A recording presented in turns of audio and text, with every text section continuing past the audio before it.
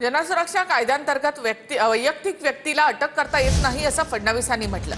डावे आणि कडवे डावे यामध्ये खूप फरक आहे असंही फडणवीसांनी स्पष्ट केलं। तर जनसुरक्षा विधेयक दहशतवाद्यांच्या विरोधामध्ये असेल तर त्याला आम्ही पाठिंबा देऊ, मात्र त्यामध्ये स्पष्ट उल्लेख करा असं उद्धव ठाकरे यांनी म्हटलंय। कडवे डावे म्हणजे लेफ्टिस्ट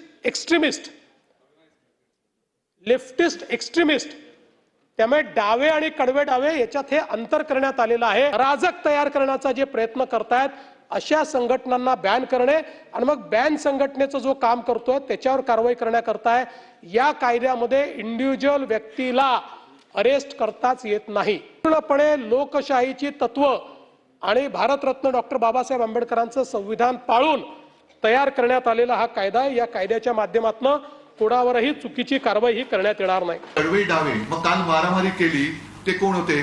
कडवे डावे होते, कडवे उजवे होते, कडवे वरचे होते, कडवे खालचे होते का कडवे मधले होते? विधिमंडळामध्ये मारामारी करणारे कोण होते? जिथे कायदे मंडळ बसतं त्या विधिमंडळात एवढं म्हणजे कायद्याला आव्हान देणारं कृत्य करणारे हे कोणत्या बाजूचे होते? मग त्यांच्यावरती कारवाई तुम्ही नुसतं थातुरमातुर म्हणून करणार? कडवे डावे म्हणजे लेफ्टिस्ट